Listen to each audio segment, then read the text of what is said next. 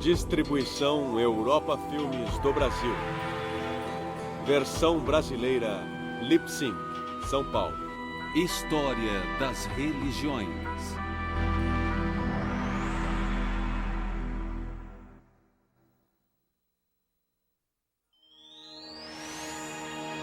Religiões nativas da América.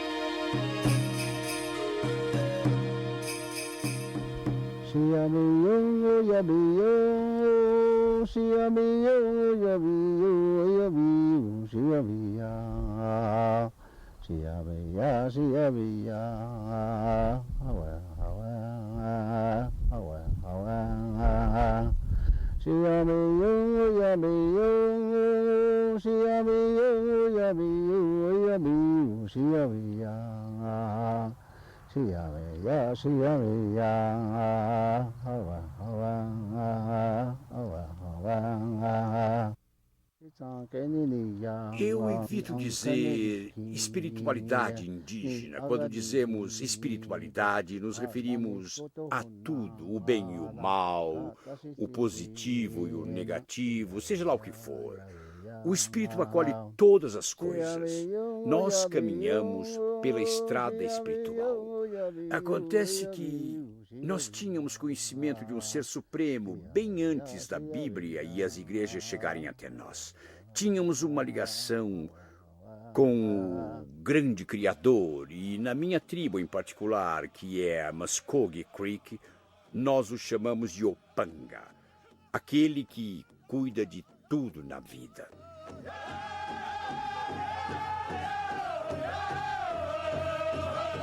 O nordeste da Sibéria há muito é uma terra desolada, onde caçadores, pescadores e colhedores lutavam para extrair sua subsistência da escassez. Há cerca de 30 ou 40 mil anos, alguns siberianos resolveram procurar uma vida mais próspera e atravessaram o congelado Estreito de Bering até o hemisfério ocidental. Aqueles que ficaram para trás tornaram-se os povos da Mongólia. Aqueles que imigraram tornaram-se os primeiros nativo-americanos. Um dia ele me perguntou: Paris, como seu povo chama o elefante? Então eu disse a ele: Yuakoma Pasnik, Deus de nariz comprido. Aí ele disse: como chamam o leão? Pata riscumbi, bicho de peito peludo. Aí ele disse: como chamam o tigre? Puxe Montana, gato selvagem. Aí ele disse: como chamam o macaco? Instidish. Uma delas me fez pensar e ele disse: sabe de uma coisa? Ele chamava de mamute. Acho que mastodonte era o outro nome que ele dava. Ele disse: neste lugar, há algum tempo, desenterraram os ossos. Encontraram os ossos dele em algum lugar, na escavação, e disseram que ele já estava morto há 10 mil anos. Quando ele morreu, quer dizer, ele já havia morrido há 10 mil anos. Se vocês têm um nome para ele... Ele disse: é porque vocês já estavam por aqui, já que o chamavam de Deus de nariz comprido. E ele deve ter existido por 10 mil anos antes de se tornar extinto. Então vocês devem estar por aqui há pelo menos 20 mil anos. Isso acabou iluminando minha mente. Foi interessante descobrir isso sobre nós, índios. Como outros povos que viviam no norte, os povos pré-mongóis tinham se adaptado bem a seu ambiente gélido e desértico. Junto a outros povos do norte da Ásia e da Europa, eles desenvolveram o que estudiosos chamam de cultura circumpolar. Essas culturas circumpolares compartilhavam crenças religiosas que supriam carências espirituais associadas à sua vida de privações.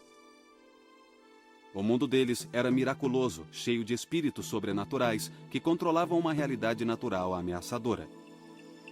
Ao contrário da maioria das religiões europeias, a religião circumpolar era uma realidade vivenciada que ia além dos sentidos, com rituais e mitos narrativos próprios.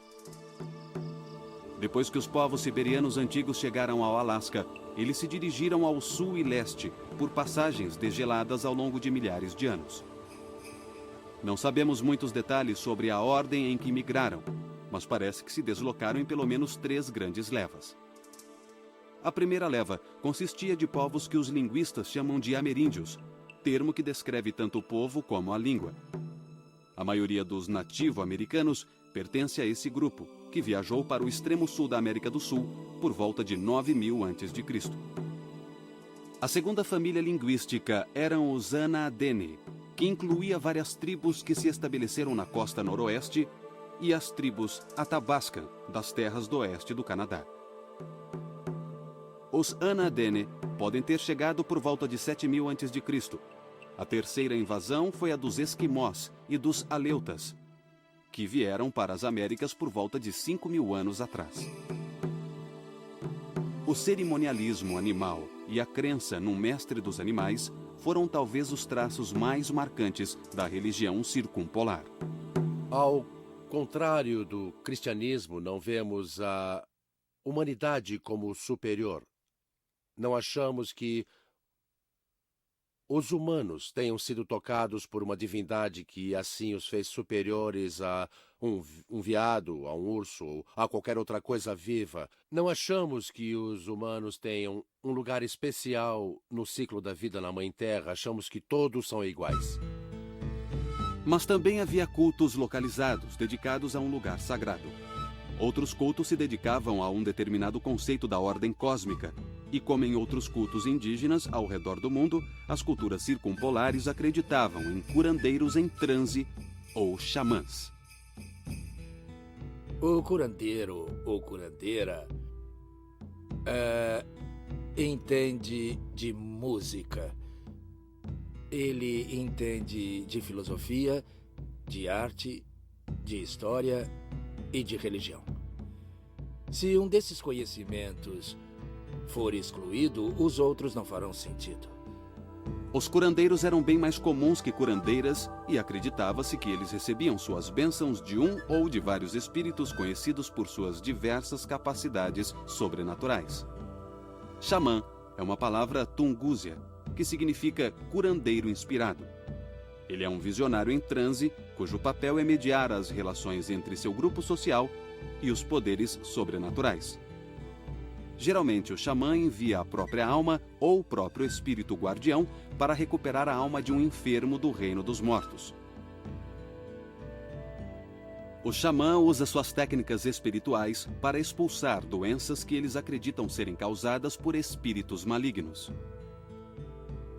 Na maioria das doenças e dos ferimentos, o xamã tentava expulsar o espírito maligno dançando freneticamente até entrar em transe, às vezes sacudindo o chamado cajado do demônio ao dançar. Uma dessas danças de cura mais interessantes incluía um boneco esculpido em forma de gente, por vezes vestido em pele de caribu. O boneco era animado. Acreditava-se que ele ganhava vida e corria solto enquanto as pessoas dormiam. Meu pai e meu avô, talvez 2 ou 4 gerações, vieram assim. Se você é criado por um curandeiro, teve o meu avô e teve o meu pai. Os dois eram curandeiros. A minha mãe e o meu avô queriam que eu fosse um curandeiro quando crescesse. Por isso falaram sobre isso, se reuniram e me escolheram. Pelo que o meu avô dizia, os curandeiros são pessoas muito especiais. Do contrário, qualquer um poderia ser curandeiro. Mas hoje é diferente, então você sabe disso. As canções que entoamos contam histórias. Algumas, aquela que eu cantei há pouco era uma oração, uma prece. Mas uma canção de fundo social é diferente. Por exemplo, um jovem com uns 10 anos de idade começa a sonhar sobre coisas que curam. Ele ouve cantos e conta para todos. Quando isso acontece, peço que ele não conte a ninguém, só a mim. Assim eu ensino, sabe? Eu dou conselhos a ele. Ele vai aprender vários cantos diferentes e o Deus vai dizer a ele que tipo de cantos ele deve entoar. Se for um canto de horror, ele diz. Se for de choro, ele diz, mas ele não pode contar a ninguém. Aí no futuro, dali uns 6 meses ou um ano, ele vai sonhar que pode sair pelo mundo cantando. E aí pode ficar com os cantos. Mas se sonhar com um canto e contar a alguém no dia seguinte, aquele sonho vai desaparecer e não volta mais. Os xamãs Athabascan compartilhavam muitos, mas não todos, os conceitos de outros povos circumpolares. Os Tanaina, por exemplo, acreditavam num deus superior que vivia na estrela polar e vagava pelo céu. Em tempos de penúria, os Tanainas levantavam o braço direito e faziam um apelo ao deus superior pedindo comida ou outras coisas. Eles acreditavam que na hora da morte, o sopro de vida da pessoa elevava-se ao céu e que a sombra de seu espírito ficava aqui por um tempo, antes de desaparecer nos subterrâneos da terra. Este conceito de 2 almas num só corpo era comum entre as tribos americanas e do norte da Eurásia. A religião algonquina, da região leste da América do Norte, tinha muitas características das religiões circumpolares do Ártico europeu e asiático. Em todas essas tradições religiosas, havia uma forte crença num deus superior, em deuses atmosféricos e nos mestres da caça. Tinham ideias semelhantes sobre a vida após a morte e a estrutura deste mundo. Os algonquinos acreditavam num poderoso ser supremo, cercado por deuses do trovão, normalmente representados por pássaros do trovão. Também havia deuses dos ventos. Os algonquinos cultuavam a Mãe Terra e tinham uma concepção clara de sua jornada ao mundo dos mortos.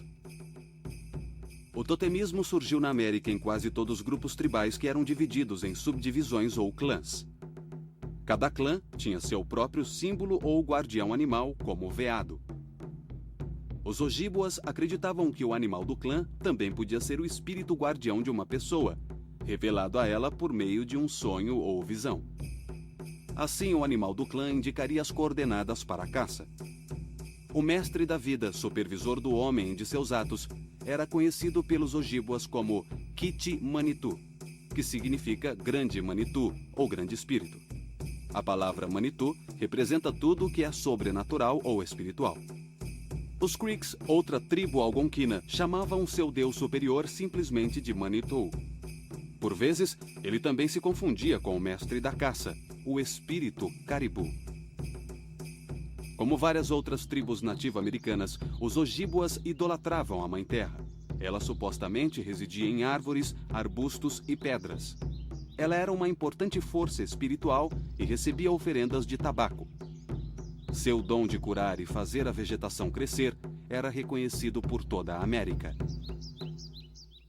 Havia certos conceitos sobre o universo em que vivemos, como mantemos nosso bem-estar, qual é a nossa relação com as coisas que estão por aí, como o céu, as plantas, os insetos. Havia ensinamentos específicos que ainda existem atualmente. Eles ainda são muito úteis para nós, ainda podem nos guiar. Esses conceitos eram ligados a conceitos de saúde. E os conceitos de saúde eram ligados a conceitos de comportamento, coisas que devemos fazer por nós mesmos para manter a nossa saúde física ou a nossa saúde mental. E esses conceitos eram ligados a conceitos cerimoniais ou rituais. Então, tudo isso era interligado assim. Os Mideioins erguiam cabanas cerimoniais que tinham a intenção de copiar simbolicamente o universo. Entre os rituais mais importantes estavam os ritos de iniciação, pelos quais os candidatos tinham que passar para ganhar status de curandeiros. Eles aprendiam os conhecimentos da tribo estudando botânica, mitos de criação, exigências cerimoniais e assim por diante. Depois desse curso, o candidato era submetido a um ritual de morte e ressuscitação. Um sacerdote enfiava figurativamente uma concha branca no corpo do candidato, tocando-o com um sachê medicinal. O candidato fingia morrer, e neste estado ele tinha uma visão que supostamente lhe concedia poder e um canto sagrado. Este era o canto de oração. Você viajava a qualquer lugar. E o Supremo o abençoava e o protegia aonde quer que você fosse. Os primeiros Ojibwas e seus vizinhos algonquinos acreditavam na vida após a morte.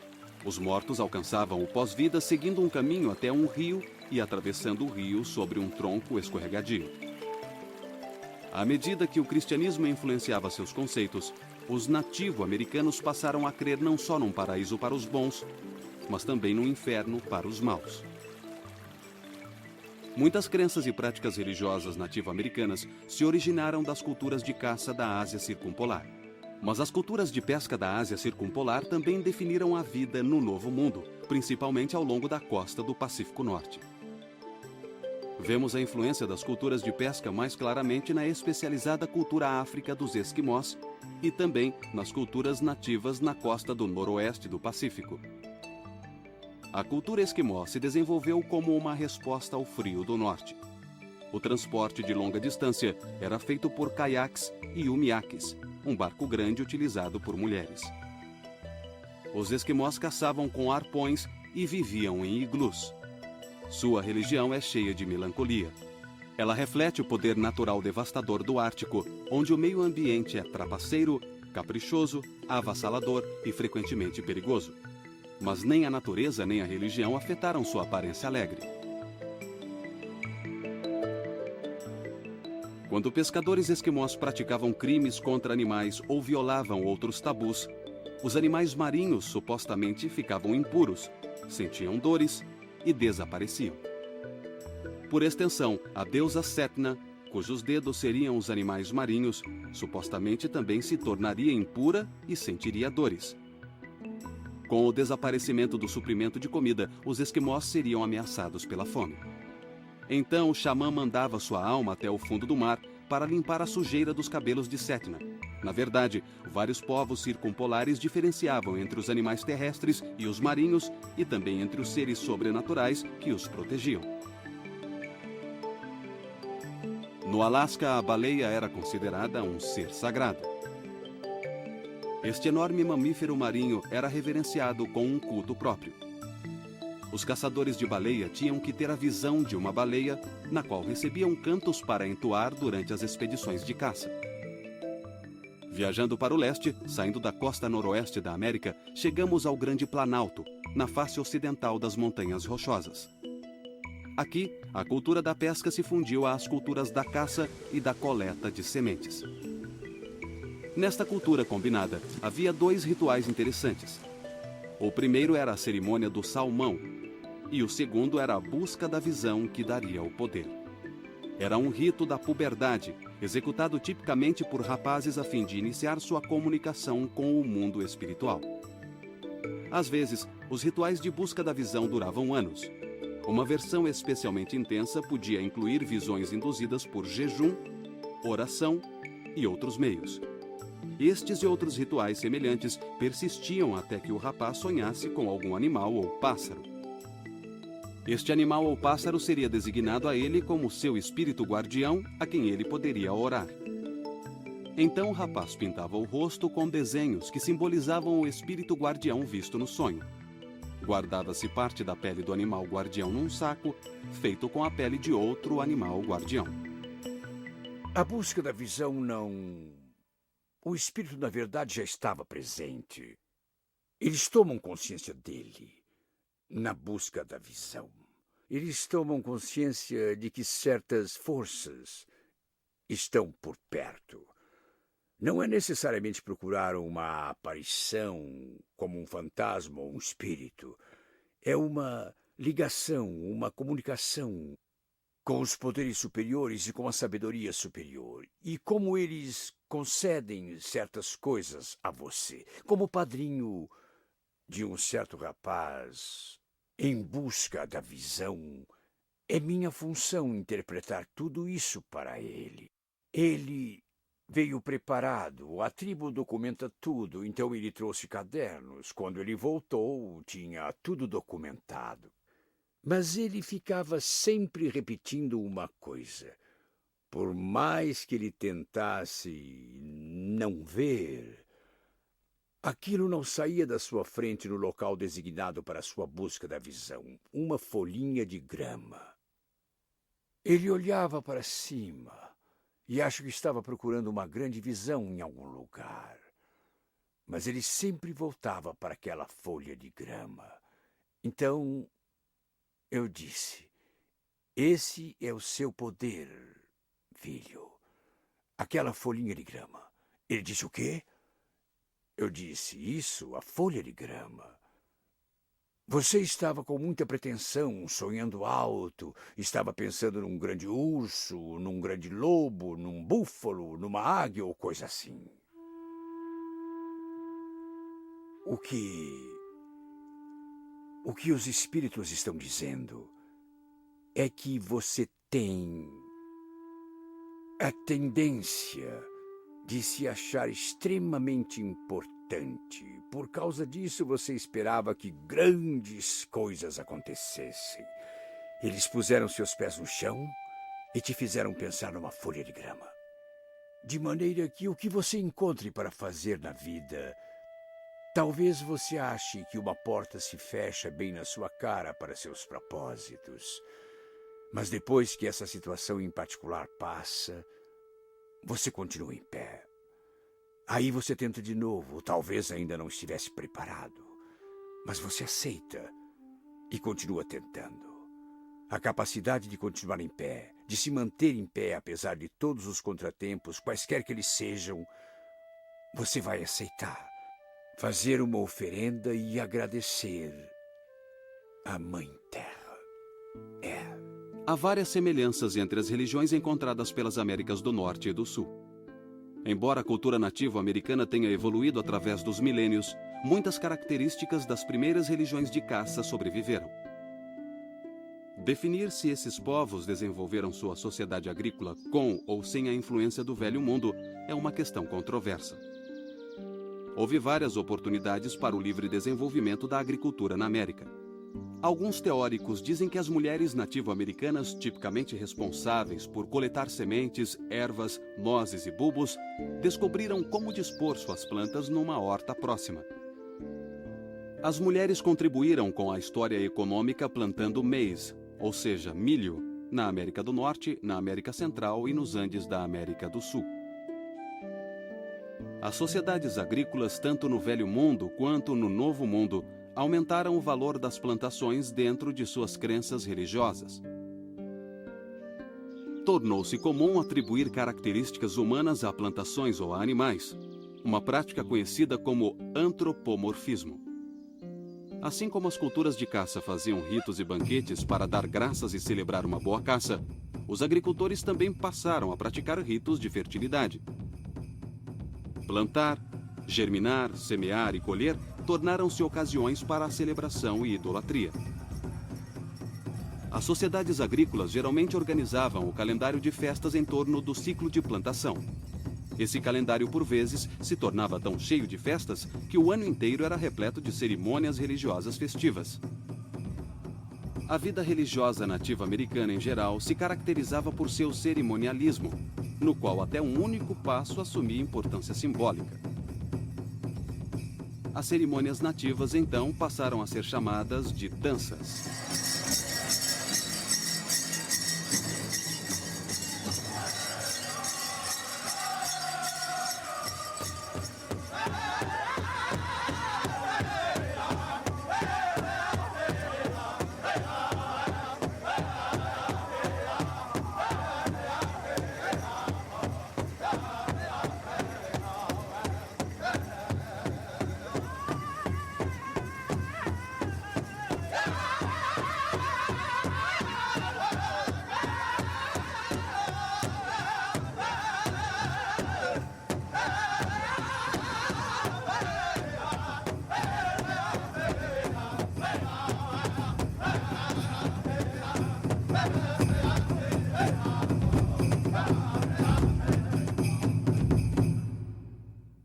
Os nativos norte-americanos, conhecidos como iroqueses, formavam uma confederação com as tribos líderes da região nordeste da América do Norte. Eles viviam ao sul e ao leste do Lago Ontário, não muito longe dos Algonquinos. Esta área agora é o estado de Nova York. Os iroqueses eram uma congregação das chamadas 5 Nações. As tribos Mohawk, Oneida, Onondaga, Cayuga e Seneca. Todas essas tribos eram especialistas em guerra e em organizações políticas pacíficas. Por viverem numa área repleta de árvores de madeira de lei, construíram casas e paliçadas cercadas por terras de cultivo. Os homens pescavam, caçavam pássaros e matavam veados. As mulheres limpavam a terra e cultivavam milho, vagem e abóbora. A religião iroquesa refletia a importância da mulher na economia. O mito da criação dos iroqueses enfatizava o papel da grande deusa. Ela não era um ser supremo, mas ela cuidava das mulheres, do seu trabalho em casa e nos campos agrícolas. A grande deusa também fazia as plantações crescerem. Os iroqueses acreditavam que um homem sobrenatural era responsável pelo crescimento das plantações. Ele era o criador de trovões que traziam a chuva. As orações eram dirigidas ao criador de trovões na semeadura e mais tarde no outono, após a colheita. A época de plantio dos iroqueses começava em abril, iniciando um ciclo de trabalho árduo e festividades religiosas. O Festival do Bordo se dava quando a seiva escorria no início da primavera. Neste festival, as pessoas ofereciam graças e tabaco ao Ser Supremo, ao bordo e à floresta. Também na primavera, eles plantavam os 3 irmãos: milho, vagem e abóbora. No inverno, antes que os rituais de um novo ano começassem, os iroqueses humildemente confessavam suas transgressões rituais. A celebração de Ano Novo era feita durante 7 dias em fevereiro, quando as estrelas da Pleiade ficavam acima do horizonte no pôr do sol. A cerimônia era apresentada por 2 arautos, chamados Cabeças Grandes, usando fantasias de animal, ecoando os ritos de Ano Novo das tribos de caça. Os arautos advertiam as pessoas para que relatassem seus sonhos sob risco de ficarem doentes. Os sonhos eram então apresentados em forma de enigmas. Os membros da tribo tinham que adivinhar os sonhos e a resposta correta causava grande alegria na tribo. As tribos iroquesas usavam o festival de Ano Novo para extinguir o fogo antigo e acender o novo. Embora os iroqueses fossem um povo predominantemente agrícola, havia vários espíritos intimamente ligados à caça e às extensas florestas que os cercavam. Muitos deles eram vistos em visões. Pequenas pessoas invisíveis das florestas supostamente tomavam conta dos iroqueses e, com seus pequenos arcos e flechas, acertariam qualquer caça que desejassem. Os iroqueses também acreditavam em outros espíritos da floresta, chamados de rostos falsos, que possuíam rostos contorcidos, mas nenhum corpo. Esses espíritos eram tão assustadores que quem olhasse para eles ficaria paralisado e poderia morrer. A sociedade de rostos falsos iroqueses era composta daqueles que tinham sonhado com os rostos falsos durante uma doença. A sociedade os curava espalhando cinzas quentes sobre seus corpos. Após a recuperação, o paciente juntava-se à sociedade, usando uma máscara de madeira para retratar o espírito de um determinado rosto falso. Vemos uma evolução gradual a partir da época dos primeiros cultivos de abóboras, por volta de 7.000 a.C., até o cultivo do milho, que começou entre 5.000 e 2.500 a.C. A tradição cultural mesoamericana evoluiu então gradualmente para a primeira cultura avançada, ou alta cultura, formada por volta de 2.000 anos antes de Cristo. As aldeias começaram a ser absorvidas por unidades territoriais maiores. Capitais emergiram. Centros cerimoniais floresceram. Primeiro, houve pirâmides de topo achatado, depois pirâmides com templos e palácios. As figuras de argila simbolizavam deusas da fertilidade e deuses da chuva. O deus serpente de plumas aparecia em obras de arte. Podemos chamar essa era de período pré-clássico, que transcorreu de 1000 a.C. até 200 depois de Cristo. Exemplos desse estágio pré-clássico do desenvolvimento mesoamericano podem ser vistos nas culturas Pueblo do sudoeste e nas culturas do Vale do Mississippi. A seguir veio a Era Clássica Mesoamericana, que durou de 200 depois de Cristo até 900 depois de Cristo. A religião maia, presente no que é hoje o sul do México e a Guatemala, foi um exemplo primoroso de uma cultura mesoamericana clássica. Uma divindade maia muito poderosa era o destrutivo deus da morte. Esse deus era retratado tendo um crânio por rosto e um esqueleto a brotar do seu corpo decomposto. Com seu bando de demônios, o deus da morte morava no 9º ou mais profundo submundo. Seu reino era de fome, frio e sofrimento, o destino das pessoas más após a morte. As boas pessoas, por outro lado, reuniam-se num paraíso celestial. Entre elas havia guerreiros que tinham morrido em batalha, mulheres mortas no parto e aqueles que cometeram suicídio. Muitas mentes doentias tiravam as próprias vidas indo para essa terra maravilhosa. O culto ficava inteiramente sob o cuidado dos sacerdotes. Suas oferendas incluíam animais, legumes, flores e penas do belo pássaro Quetzal. Quando as guerras começaram a afligir a nação maia, seres humanos também foram sacrificados. Por volta de 1325 d.C., o reino azteca foi estabelecido no Vale do México, e isso marcou o início do período pós-clássico. Os sacerdotes aztecas reconheciam um tipo de deus superior, mas entre os deuses populares não havia nenhum ser supremo. O ser supremo, portanto, permanecia uma vaga entidade e várias divindades populares lutavam por esse papel. Um ser supremo em potencial era o deus tribal Huitzilopochtli, que teria protegido o povo durante a invasão do que hoje é a Cidade do México.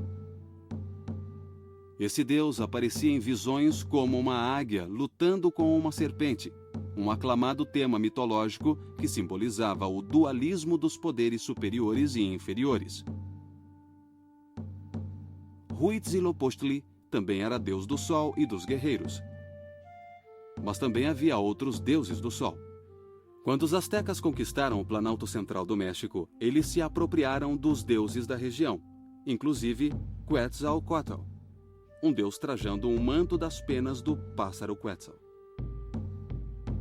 Quetzalcoatl fazia o papel de herói cultural ancestral real e deus dos sacerdotes. Assim como outros deuses, ele estaria ligado ao mundo das estrelas. Ele era Vênus, a estrela Vésper que reaparece como estrela da manhã. A maioria dos deuses astecas era de deuses da fertilidade. A grande mãe Terra era a mãe dos deuses e dos seres humanos. Ela era parcialmente representada por uma serpente e devorava toda a sujeira causada pelos pecados humanos quando confessados a ela. Também havia Tlaloc, o principal deus da agricultura e também da chuva, responsável por reunir as nuvens. Durante as secas, os astecas sacrificavam crianças para agradá-lo. Um deus asteca da vegetação era chamado o Esfolado. O corpo dele era coberto com a pele de uma pessoa sacrificada, representando a nova camada de vegetação na primavera.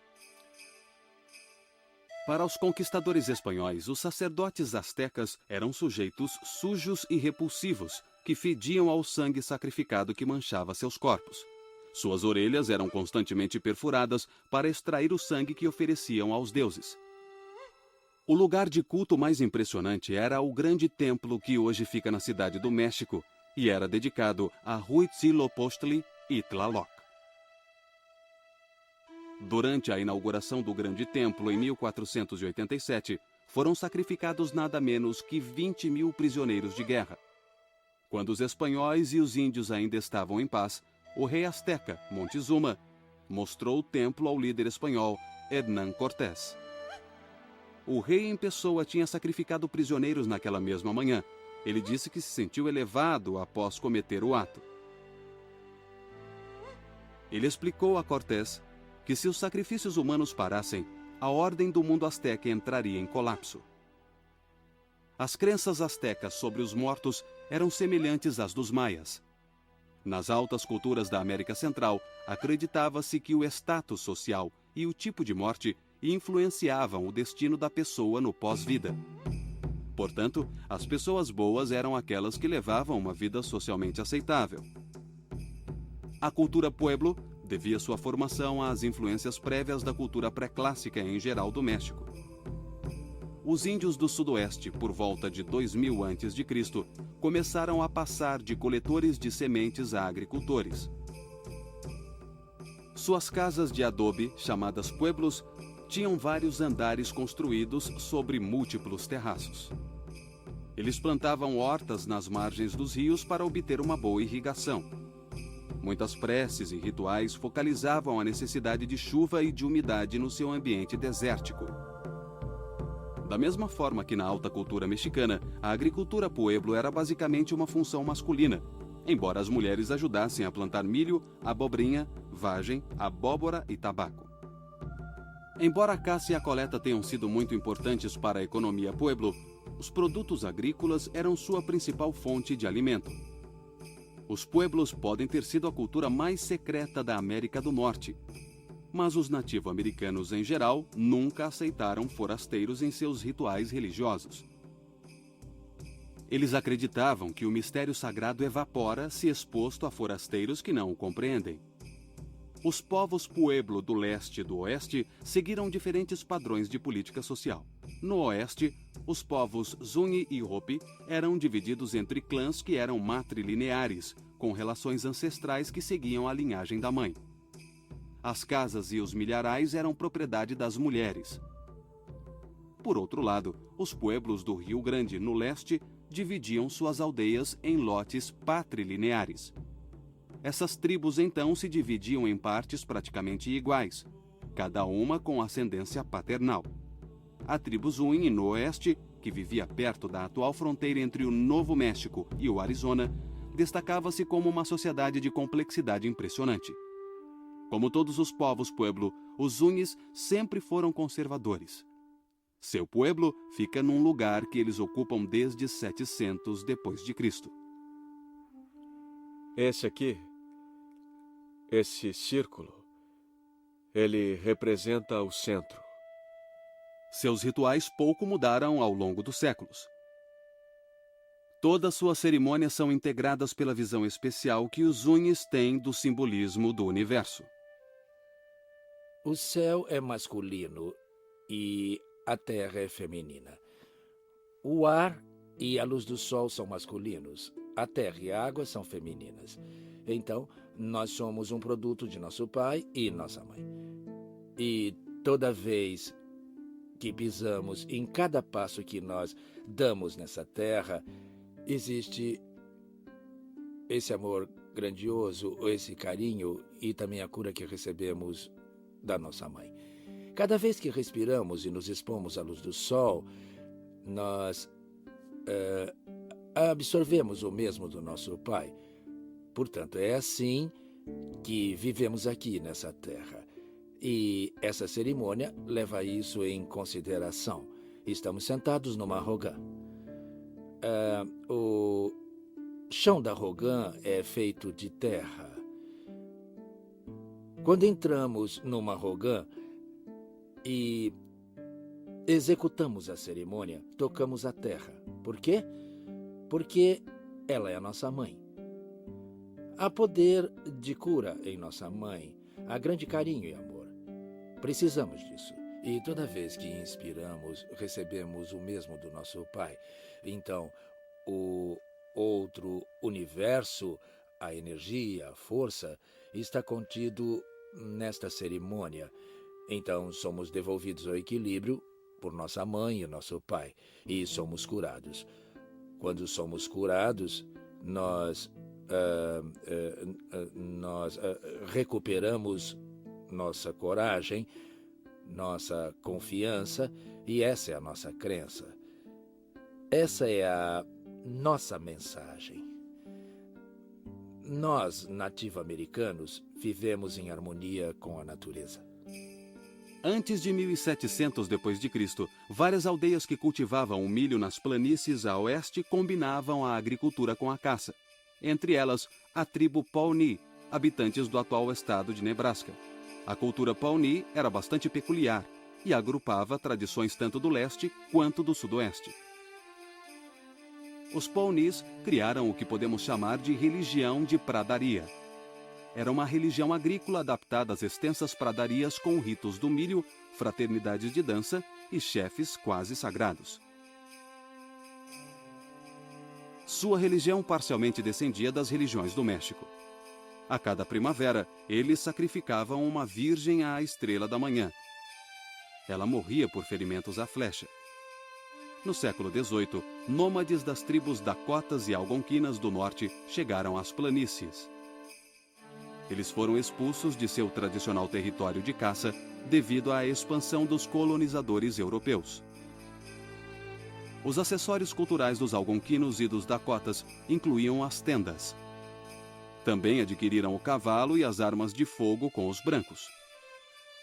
Agora, esses novos imigrantes lutavam e faziam permuta com as tribos mais sedentárias, como os Pawnees. A fusão dessas culturas produziu a rica cultura da planície, que dominou a região oeste da América do Norte por pouco mais de 100 anos, entre 1750 e 1880. Foi a última das grandes culturas nativo-americanas independentes. Em meados do verão de 1832, o famoso pintor George Catlin vivenciou intensamente cenas da chamada medicina tribal entre o povo Mandan e um braço das tribos Dakotas. Segundo Catlin, a cerimônia Mandan tinha 3 atos. Primeiro havia um ritual que celebrava o desaparecimento da grande inundação, que para os Mandans era o começo da existência humana. Depois, a dança do touro, para pedir búfalos para a caça. E por fim, os jovens da tribo eram convidados a se tornar homens e guerreiros. Catlin descreveu como os adolescentes Mandans se fortaleciam pela tortura no quarto e último dia do rito, quando já estavam enfraquecidos por falta de comida, bebida e sono. Em 4 dias de dança do sol, aprendíamos que você está ali para se sacrificar, para ter entendimento sobre o ciclo da vida. Então ficávamos ali durante 4 dias e sacrificávamos a única coisa importante para nós, ou seja, o nosso sangue, o nosso suor, e éramos privados dos prazeres mundanos durante aqueles 8 dias. Nós não considerávamos uma tortura. A tortura é o que se faz ao inimigo. Hoje, quase na virada do século XXI, a dança do sol ainda é praticada pelos índios da planície nas reservas. Eles jejuam durante 3 ou 4 dias. E também dançam, oram e recebem bênçãos dos curandeiros da tribo. A prática religiosa nativa-americana mudou muito nos tempos modernos.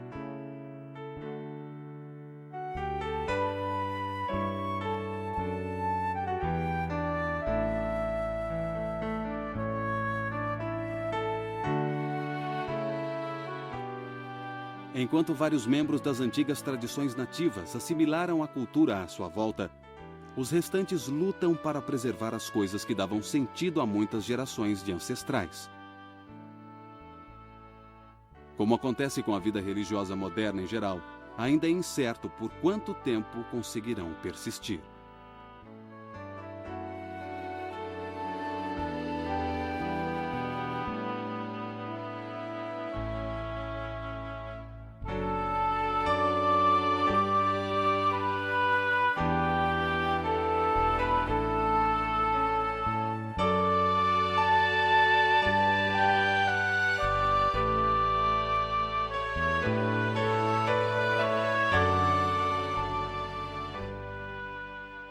O mundo precisa respeitar a filosofia dos povos naturais, seja dos índios, africanos, asiáticos ou dos europeus.